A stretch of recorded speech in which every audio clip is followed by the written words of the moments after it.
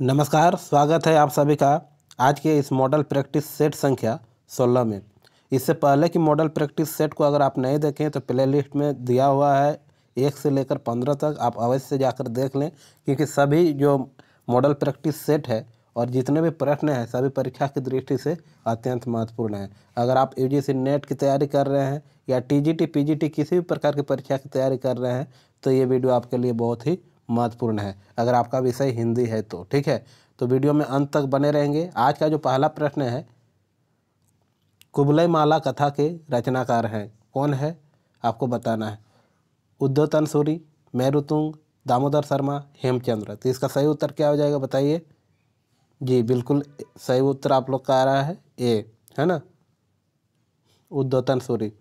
खुसरो की रचना खलिक बारी वस्तुतः है, क्या है। पहलियाँ का संकलन, मुकरियों का संकलन, फारसी हिंदी शब्दकोश, मनोरंजक परक रचना। बताइए, तो इसका सही उत्तर हो जाएगा विकल्प सी, फारसी हिंदी शब्दकोश। अमीर खुसरो ने गयासुद्दीन तुगलक के बेटे को हिंदी हिंदवी की शिक्षा देने के लिए खालिक बारी नामक फारसी हिंदी कोश की रचना की थी। ठीक है, उसके बाद किस समीक्षक ने विद्यापति को पदावलियों को जीव परमात्मा के संबंध में रूपक माना है। तो इसका सही उत्तर क्या होगा बताइए। इसका सही उत्तर हो जाएगा आनंद कुमार स्वामी ने विद्यापति पदावली को जीव और परमात्मा का रूपक माना है, यानी विकल्प बी इस प्रश्न का सही उत्तर हो जाएगा। आते हैं अगले प्रश्न पर। सिंधी भाषा का विकास अपभ्रंश की किस बोली से माना गया है। ब्राचर, पैसाची, मागधी, अर्धमागधी। तो इसका सही उत्तर हो जाएगा विकल्प ए, ब्राचर। इनमें से कौन सी भाषा भारतीय संविधान की 8वीं अनुसूची में नहीं है। तो जैसा कि आपको ये बहुत बार बताया गया है, 22 भाषा जो भारतीय संविधान के 8वीं अनुसूची में है ना। तो इसमें ए डोंगरी, संथाली, बोडो, भोजपुरी। तो इसमें विकल्प डी जो है भोजपुरी को 8वीं अनुसूची में नहीं रखा गया है। 22 भाषाएं कौन कौन सी हैं इसे भी जानना बहुत ज़रूरी है, एक बार बता दे रहे हैं, आप लोग याद रखेंगे। ठीक है, 22 भारतीय भाषा का उल्लेख है, जो कि असमिया, बांग्ला, गुजराती, हिंदी, कन्नड़, कश्मीरी कोंकणी, मलयालम, मणिपुरी, मराठी, नेपाली, ओडिया, पंजाबी, संस्कृत, सिंधी, तमिल, तेलुगु, उर्दू, बोडो, मैथिली, संथाली और डोंगरी। ये 22 भाषाएं हैं। ठीक है, भोजपुरी जो है नहीं है। इनमें से किस शब्द में उपसर्ग नहीं है। अपमान, अपराध, अपशय, अपमति। बताइए, तो इसका जो सही उत्तर हो जाएगा विकल्प बी, अपराध। दिए गए विकल्प में अपराध शब्द में उपसर्ग नहीं है। शेष अपमान, अपयश और अपमति में उपसर्ग का योग है, जैसे अप जोड़ मान अपमान, अप जोड़ यश अपयश, अप जोड़ मति अपमति। ठीक है, आते हैं अगले प्रश्न पर। सबरस के रचनाकार हैं मुल्ला वजही, कुली कुतुब शाह, इंशाअल्लाह खां, सैयद हुसैन अली खां। तो इस प्रश्न का जो सही उत्तर हो जाएगा विकल्प ए, मुल्ला वजही। 7 का ए। सबरस उर्दू साहित्य की प्रथम गद्य रचना है, इसके लेखक मुल्ला वजही। इसमें तसव्वुफ के सिद्धांतों को प्रतीकात्मक शैली में व्यक्त किया गया है। फिर है, फोर्ट विलियम कॉलेज की स्थापना कब हुई। बहुत ही इंपॉर्टेंट प्रश्न है, तो इसका सही उत्तर हो जाएगा विकल्प ए, 1800 ईस्वी। फोर्ट विलियम कॉलेज कोलकाता की स्थापना 4 मई 1800 ईस्वी को लॉर्ड वेलेजली ने की थी। याद रखेंगे, किसने, लॉर्ड वेलेजली ने की थी। हिंदी खड़ी बोली के विकास में इस कॉलेज का बहुत बड़ा योगदान है। इसमें ईस्ट इंडिया कंपनी के सिविल कर्मचारी प्रशिक्षण प्राप्त करते थे। इस प्रशिक्षण में आधुनिक भारतीय भाषाओं की जानकारी भी शामिल थी। प्रश्न संख्या 9, बेकसी का मजार उपन्यास के लेखक हैं, कौन बताइए। तो इसका सही उत्तर हो जाएगा प्रताप नारायण श्रीवास्तव। बेकसी का मजार प्रताप नारायण श्रीवास्तव का उपन्यास है। इनके अन्य उपन्यास विदा 1927 ईस्वी, विजय 1937 ईस्वी, विकास 2 भाग 1938 ईस्वी, 42 1947 ईस्वी, विसर्जन 1949 ईस्वी, विषमुखी 1958 ईस्वी, वेदना, वंदना, वंचना, विनाश के बादल, विपकथा, बंधन विहीना, ये सभी किसके हैं बताइए। प्रताप नारायण मिश्र के रचना उपन्यास है। आते हैं अगले प्रश्न पर। माफ कीजिएगा, सरस्वती पत्रिका के संपादक हैं, बताइए कौन? महावीर प्रसाद द्विवेदी, प्रताप नारायण मिश्र, बाबू श्याम सुंदर दास। तो इस प्रश्न का सही उत्तर हो जाएगा विकल्प सी, बाबू श्याम सुंदर दास। इंडियन प्रेस इलाहाबाद में सरस्वती पत्रिका का प्रथम अंक जनवरी 1900 ईस्वी में प्रकाशित हुआ। इस पत्रिका के संस्थापक चिंतामणि घोष थे। संपादक मंडल में बाबू श्याम सुंदर दास थे। ठीक है, राधा कृष्ण दास, जगन्नाथ दास, कार्तिक प्रसाद और किशोरीलाल गोस्वामी थे। आगे चलकर सन 1903 में आचार्य महावीर प्रसाद द्विवेदी सरस्वती के संपादक नियुक्त किए गए। प्रथम पूछा गया था। फिर है काव्य हेतुओं में व्युत्पत्ति का सही अर्थ है, बताइए क्या है? परिश्रम, शब्द ज्ञान, लोक ज्ञान, प्रगाढ़ पंडित। तो इसका सही उत्तर हो जाएगा विकल्प सी, लोक ज्ञान। काव्य हेतु 3 प्रतिभा, अभ्यास और व्युत्पत्ति। प्रतिभा जन्मजात होती है, अभ्यास का संबंध परिश्रम एवं निरंतरता से, जबकि व्युत्पत्ति का अर्थ है लोक शास्त्र यानी लोक ज्ञान से। फिर है इनमें से कौन विश्लेषणवाद से जुड़े विचारक नहीं है? Adler, Freud, Jung, Sartre. तो इसका सही उत्तर हो जाएगा विकल्प डी, सार्त्र। काव्य गुणों के प्रतिष्ठापक आचार्य हैं रुद्रट, दंडी, वामन, अप्पय दीक्षित। तो इसका सही उत्तर हो जाएगा विकल्प सी, वामन, आचार्य वामन। आचार्य वामन ने काव्य गुणों को स्वतंत्र सत्ता देकर उन्हें काव्य के मूल तत्व के रूप में स्वीकार किया और इन्होंने काव्य गुण को नित्य धर्म तथा अलंकार को अनित्य धर्म माना है।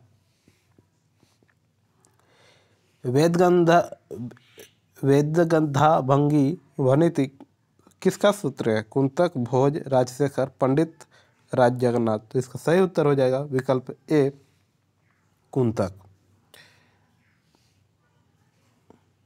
हठ योग का प्रभाव निम्नलिखित कवियों में से किस पर पड़ा है? तो इसका सही उत्तर हो जाएगा विकल्प सी, गोरखनाथ पर।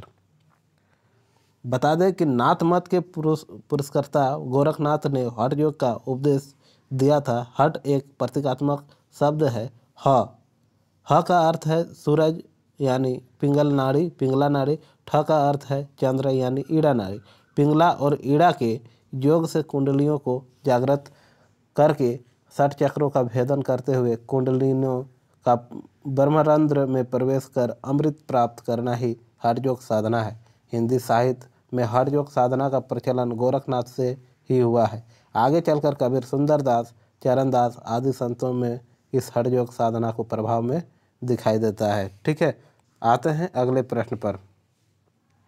आचार्य रामचंद्र शुक्ल द्वारा स्थापित सिद्धांत नहीं है, बताइए। तो इसका सही उत्तर हो जाएगा विकल्प ए, विसंगति बोध। प्रश्नगत विकल्प में विसंगति बोध आचार्य रामचंद्र शुक्ल द्वारा स्थापित सिद्धांत नहीं है। लोक मंगल की साधनावस्था, हृदय की मुक्तावस्था और विरोधों का सामंजस्य आचार्य शुक्ल के सिद्धांत हैं। इनमें से संकलन त्रय में किसकी गणना नहीं की जाती है? तो इसका सही उत्तर हो जाएगा विकल्प सी, प्रभाव संकलन का। देश, काल और कार्य की एकता को संकलन त्रय कहते हैं, अतः प्रभाव संकलन की गणना संकलन त्रय में नहीं की जाती है। हिंदी जाति की अवधारणा के पुरस्कर्ता कौन है? तो इसका सही उत्तर हो जाएगा विकल्प बी, हिंदी जाति की अवधारणा के पुरस्कर्ता डॉक्टर रामविलास शर्मा। कौन? डॉक्टर रामविलास शर्मा हैं। हिंदी जाति का साहित्य 1986 ईस्वी उनकी चर्चित एवं लोकप्रिय आलोचना कृति है। फिर है 19, भाषा और संवेदना के लेखक हैं जगदीश गुप्त, रामस्वरूप चतुर्वेदी, रमेश चंद्र शाह, विजय देव नारायण शाही। तो इसका सही उत्तर क्या हो जाएगा, बताइए। इसका सही उत्तर हो जाएगा विकल्प बी, रामस्वरूप चतुर्वेदी।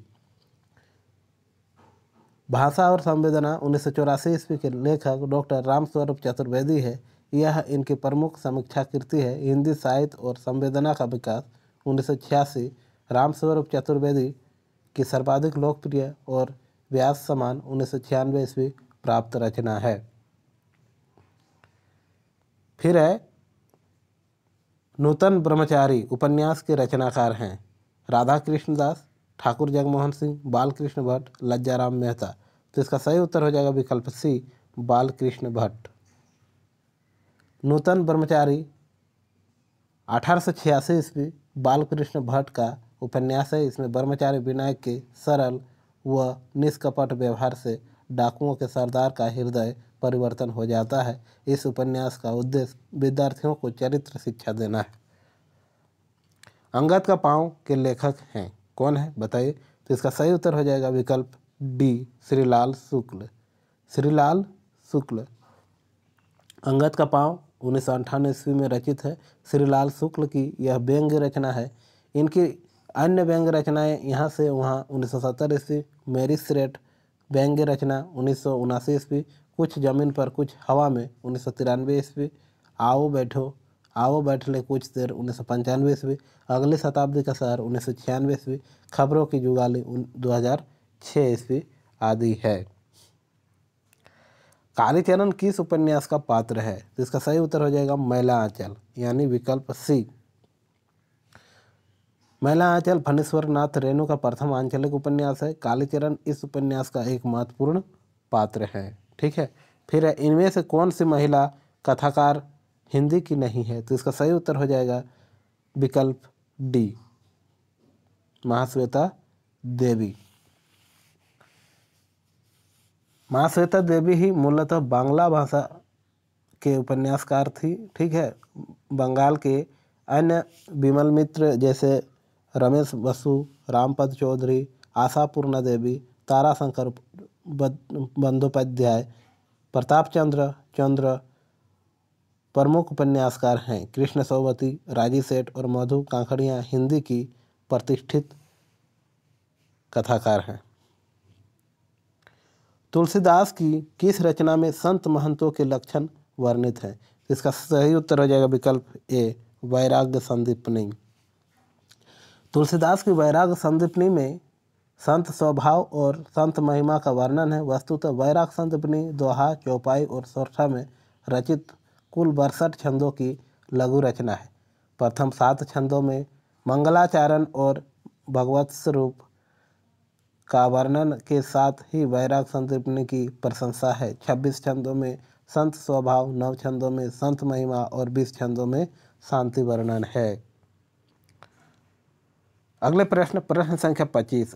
दृष्टकूट पदों की रचना किस कवि ने की है। कबीरदास, सूरदास, तुलसीदास, रहीम। तो इसका सही उत्तर हो जाएगा विकल्प बी, सूरदास। सूरदास की साहित्य लहरी नायिका भेद संबंधित श्रृंगार ग्रंथ है। इसमें दृष्टकूट के पद संकलित हैं।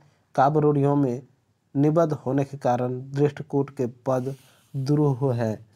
अगले प्रश्न पर आते हैं, प्रश्न संख्या 26। सुख सागर के रचनाकार हैं। तो इसका सही उत्तर क्या हो जाएगा विकल्प डी, मुंशी सदा सुखलाल नियाज।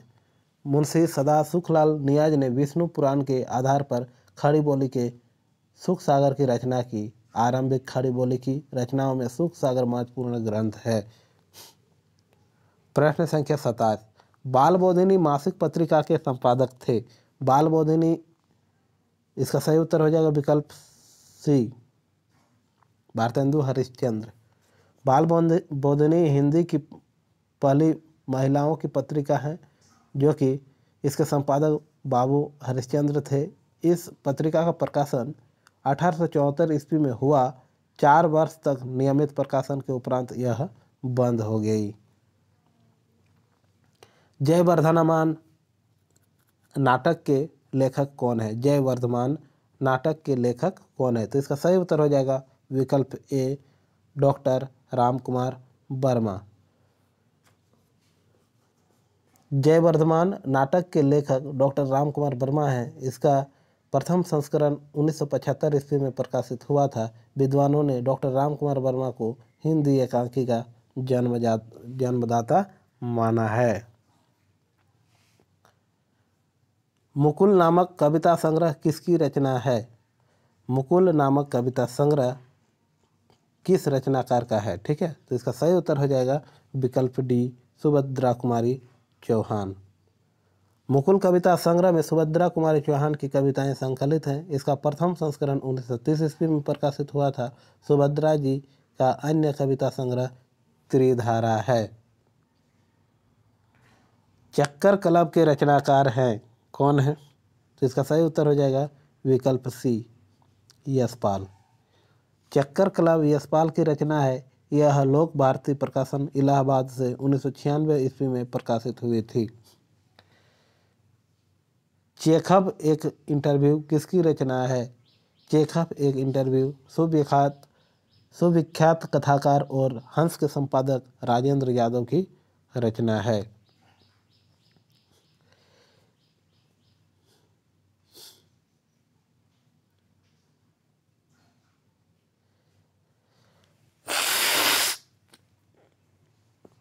यही रूप सकति सौ शिव यही रूप त्रिभुवन कर जीव काव्य पंक्ति किस कवि की है? तो इसका सही उत्तर हो जाएगा, क्या होगा बताइए।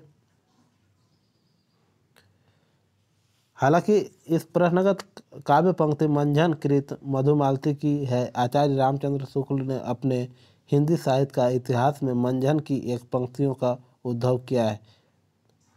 तो वो तो विकल्प में नहीं है, ये किसकी होना चाहिए? मंझन कृत, ठीक है, मधुमालती। जसोदा कहाँ कहो हो बात तुम्हारे सूत के कर्तव्यों पे कहत कहे नहीं जात, ये किस कवि की काव्य पंक्तियां हैं? तो इसका सही उत्तर हो जाएगा विकल्प बी, चतुर्भुज दास। यह अभिनव मानव प्रजा सृष्टि द्वैता में लगी निरंतर ही वर्णों की करती रहे वृष्टि, ये काव्य पंक्तियां किस कवि की है? तो इसका सही उत्तर हो जाएगा विकल्प ए, जयशंकर प्रसाद की, जो कि ईड़ा सर्ग से ली गई है, कामायनी के, ठीक है।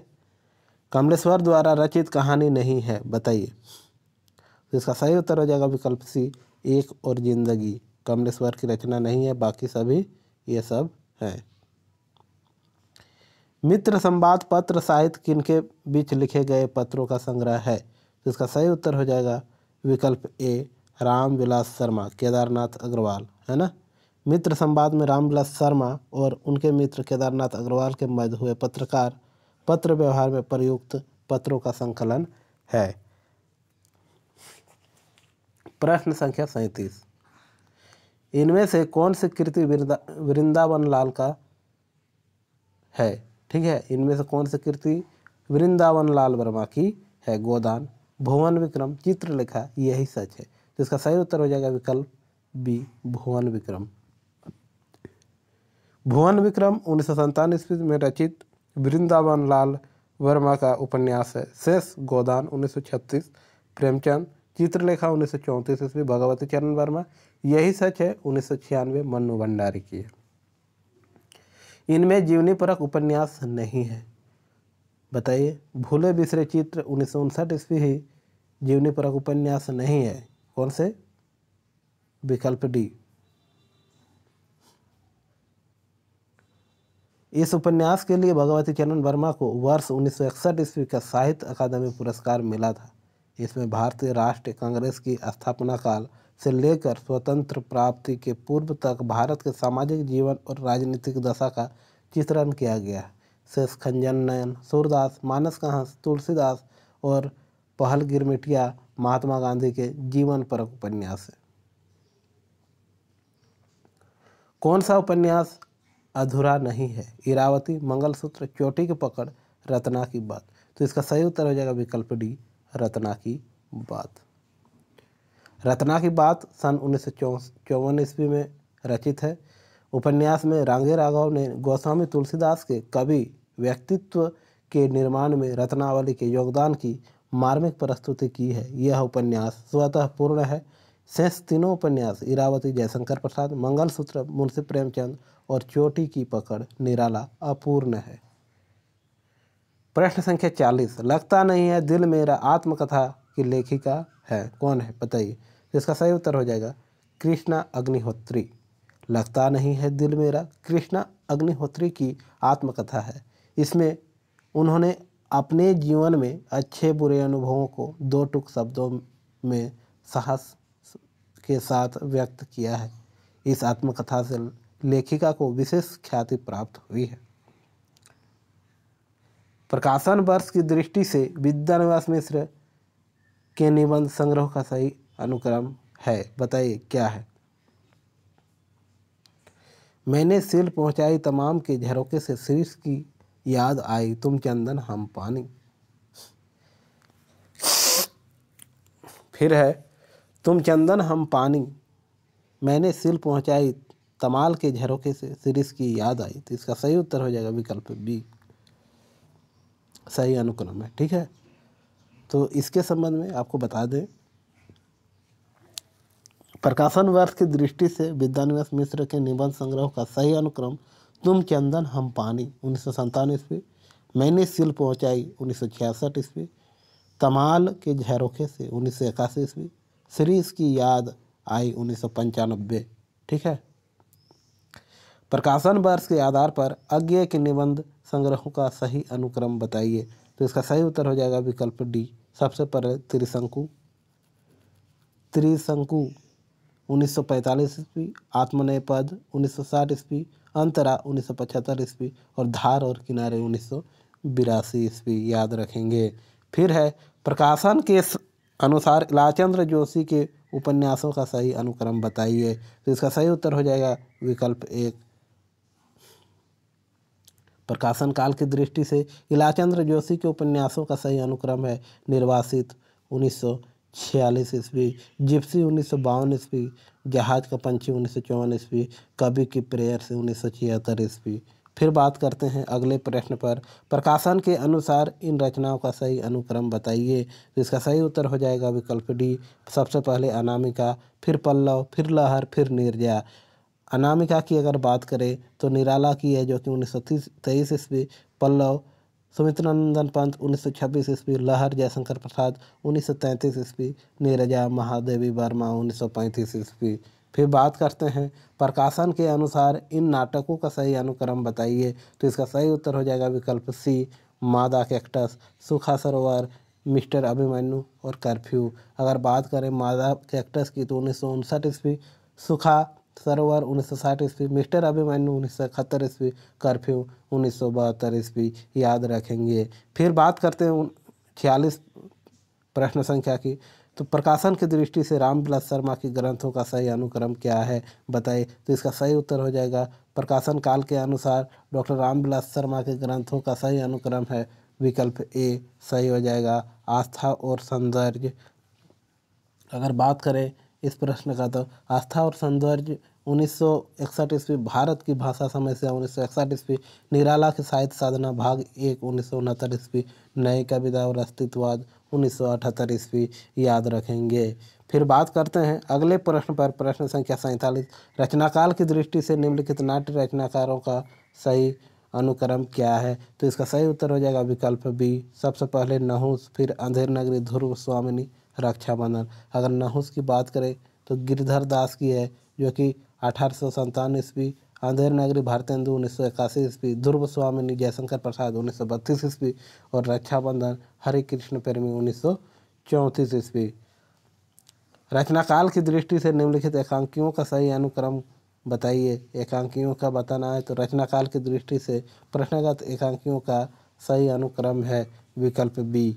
एक घूंट जो कि जयशंकर प्रसाद की 1929 ईस्वी, कारवां भुवनेश्वर की 1935, एकादशी सेठ गोविंद दास और नंदी प्यासी थी धर्मवीर भारती 1961 ईस्वी। प्रकाशन की दृष्टि से निम्नलिखित उपन्यासों का सही अनुक्रम बताना है। तो इसमें सही उत्तर हो जाएगा विकल्प डी।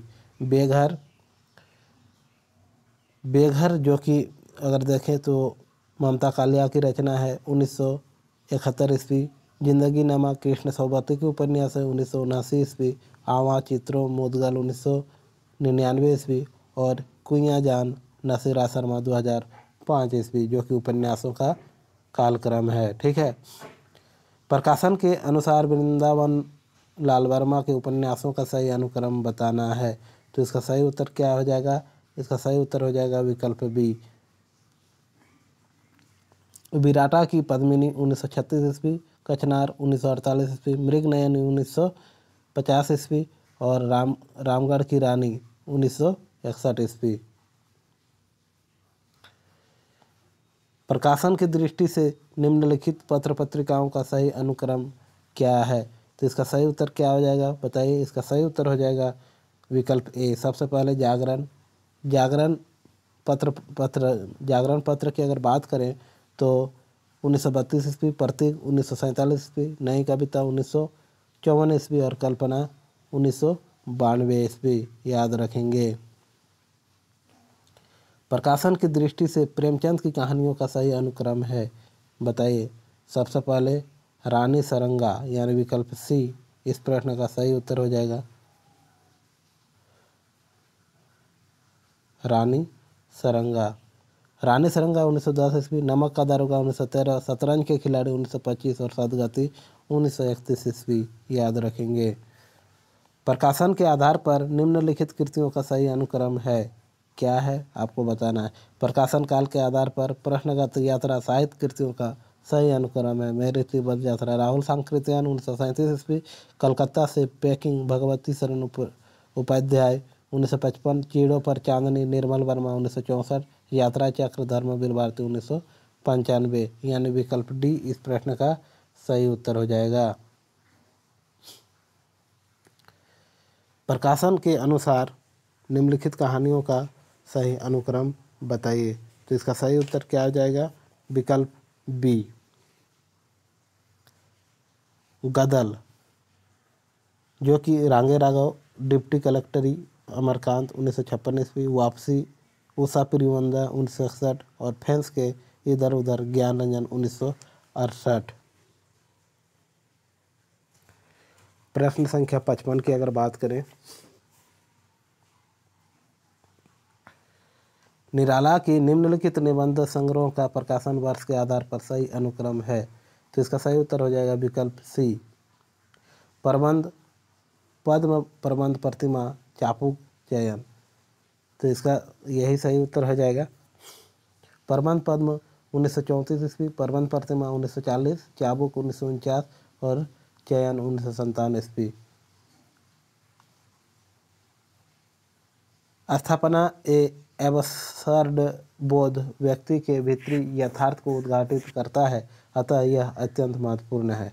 तर्क यह आस्था और तर्क दोनों को नकारता है, अतः अधिक महत्वपूर्ण नहीं है। तो इसका जो सही उत्तर हो जाएगा ए गलत और आर सही, यानी विकल्प सी। ए गलत आर सही। स्थापना ए मार्क्सवादी सौंदर्य शास्त्र में सर्वोपरि है श्रम का सौंदर्य। तर्क मार्क्सवादी के अनुसार हाथ मात्र कर्म इंद्रिय न होकर आद्य सर्जना शक्ति है, वही हर कला की सृष्टि करता है, अतः श्रम और सौंदर्य परस्पर पूरक है। तो इसका सही उत्तर क्या होगा बताइए। सी। ए और आर दोनों सही है। स्थापना ए हिंदी काव्य शास्त्र का सर्वोच्च पर्दे है सर्वांग निरूपण। तर्क सर्वांग निरूपक आचार्यों ने रस अलंकार पिंगल आदि का निरूपण करते हुए इसके अंतर्गत काव्य हेतु प्रयोजन गुण दोष आदि की भी चर्चा की है, जो अत्यंत उपयोगी है। इसका सही उत्तर हो जाएगा 58 का बी। दोनों सही है। स्थापना ए अधिकतर संस्कृत आचार्य औचित्य के पोषक रहे हैं, अतः औचित्य संप्रदाय के स्वतंत्र अस्तित्व का औचित्य कदापि सिद्ध नहीं हो पाती। तर्क औचित्य का आग्रह आचार्य भरत से लेकर आनंदवर्धन महिम भट्ट आदि तक ने बहुत किया है।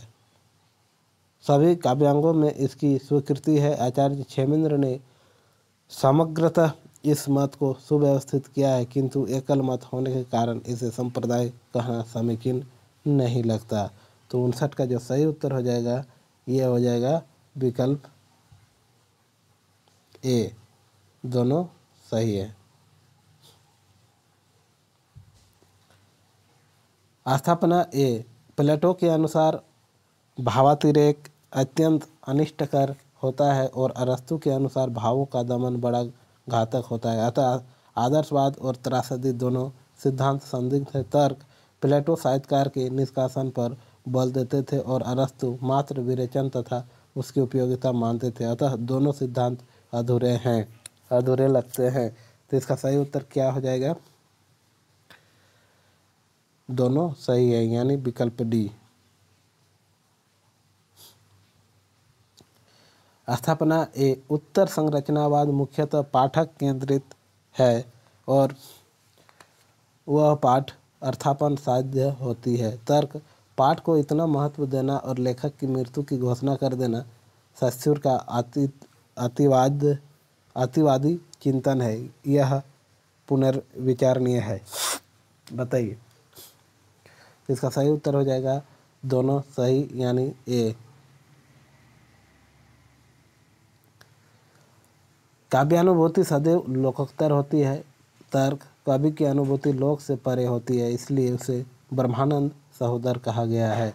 तो इसका सही उत्तर हो जाएगा ए सही, आर गलत, यानी विकल्प ए।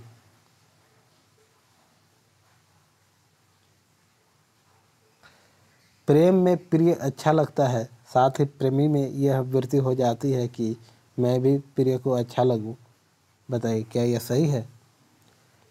बिल्कुल सही है। दूसरा है प्रिय और प्रेमी दोनों में परस्पर अनुभूतिजन्य तादात्म्य आधार के रूप में काम करता है, यानी दोनों सही है, विकल्प ए।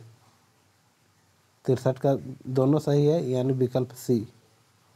दोनों गलत, विकल्प बी, माफ कीजिएगा। ए और आर दोनों सही है। स्थापना ए कविता ही हृदय को प्रकृति दशा में लाती है और जगत के बीच क्रमशः उसका अधिकाधिक प्रसार करती हुई उसे मनुष्य तक की उच्च भूमि पर ले जाती है। तर्क कविता का संबंध हृदय से न होकर मन से और वह विविध शब्द जालों के माध्यम से अभिव्यक्त हो पाती है। तो इसका सही उत्तर हो जाएगा 64 का डी। ए सही, आर गलत। स्थापना ए भाव का ज्ञान से विरोध नहीं है, दोनों में प्रस्थान बिंदु अवश्य भिन्न है, पर दोनों का लक्ष्य बिंदु एक ही है। तर्क भाव का संबंध हृदय से है और ज्ञान का संबंध बुद्धि से, अतः दोनों एक दूसरे के विरोधी हैं। तो इसका सही उत्तर क्या हो जाएगा? बताइए। तो इसका सही उत्तर हो जाएगा विकल्प सी। ए सही, आर गलत। निम्नलिखित कवियों को उनकी कृतियों के साथ सुमेलित कीजिए। तो इसका सही उत्तर क्या होगा? सत्यनारायण कविरत्न भ्रमर दूत, जगन्नाथ दास रत्नाकर गंगावतरण, गंगावतरण या गंगा लहरी, है ना? ठीक है। रामचरित उपाध्याय देवदूत और वियोगी हरि वीर सतसई, यानी इसका सही उत्तर क्या हो जाएगा? विकल्प बी।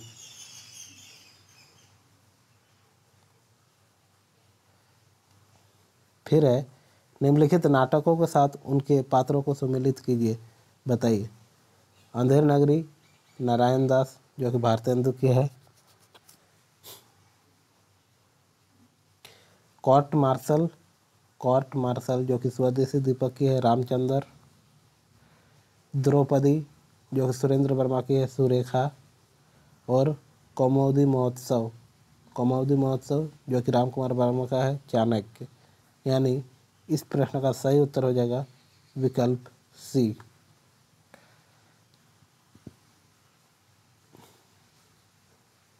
निम्नलिखित कृतियों को उनके रचनाकारों के साथ सम्मिलित करें। भारत मिलाप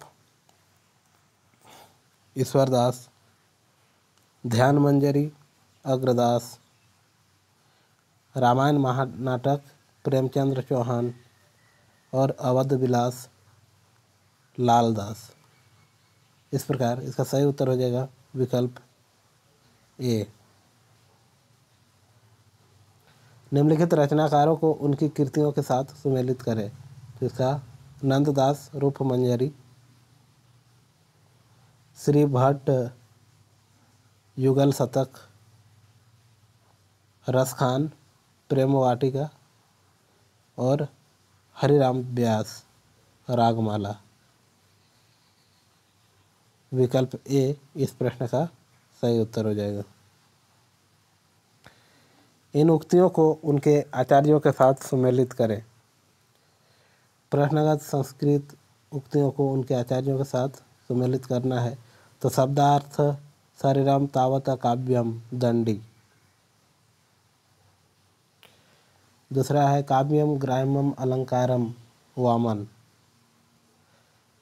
मुख्यार्थ हति द्रोस, इसका हो जाएगा मम्मट। और करोति कृतिम प्रीतिम च साधु काव्यम निबंधम, इसका सही उत्तर हो जाएगा भामा। इस प्रकार 70 का विकल्प डी। इन स्थापनाओं को उनके विद्वानों के साथ सम्मिलित करें।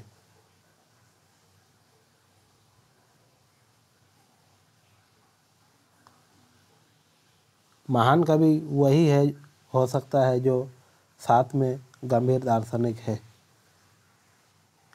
किसका कथन है बताइए? कॉलरिज। कविता व्यक्तित्व की अभिव्यक्ति नहीं बल्कि उससे पलायन है। किसका कथन है बताइए जल्दी? टी.एस. इलियट। फिर काव्य भाषा तथ्यात्मक नहीं रागात्मक होती है, बताइए? I.A. रिचर्ड्स। महान व्यक्ति ही महान विचारों से संपन्न होता है, बताइए जल्दी? लॉन्जाइनस। इस प्रकार इसका सही उत्तर क्या हो जाएगा? 71 का डी। निम्नलिखित उदाहरणों को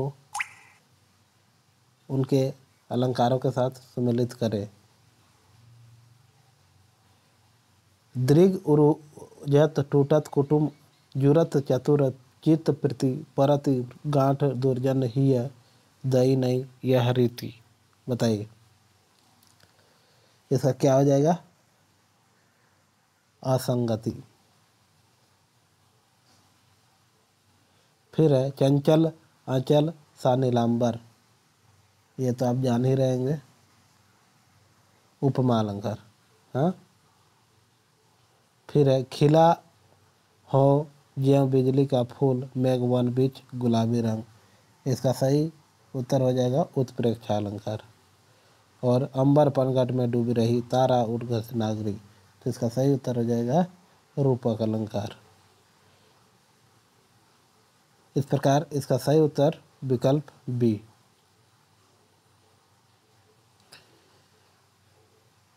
प्रश्नगत निम्नलिखित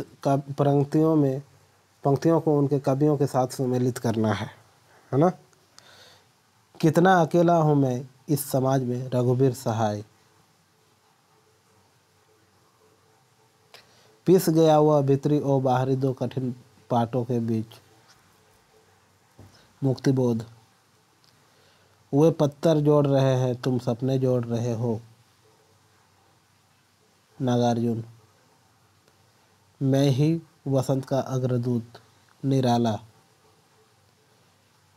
इस प्रकार इसका सही उत्तर हो जाएगा विकल्प ए। निम्नलिखित कवियों को उनकी जनपदीय भाषा में सम्मिलित कीजिए, तो इसका सही उत्तर हो जाएगा जगदीश गुप्त ब्रज भाषा,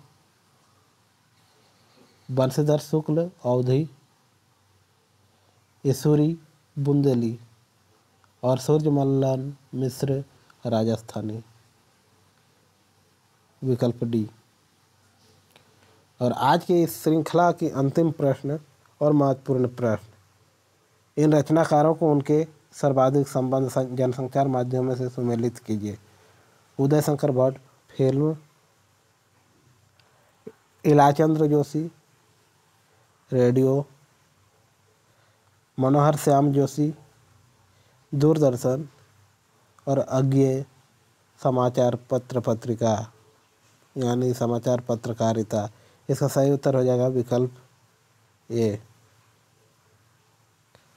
आज का यह श्रृंखला आपको कैसा लगा, जो कि 75 प्रश्नों का श्रृंखला थी, है ना? अगर अच्छी लगी हो तो वीडियो को एक बार लाइक और वीडियो में अगर वीडियो को अगर लाइक कर दिए और हमारे चैनल में पहली बार आए तो चैनल को सब्सक्राइब और अपने दोस्तों तक पहुंचाने के लिए वीडियो को शेयर अवश्य करें।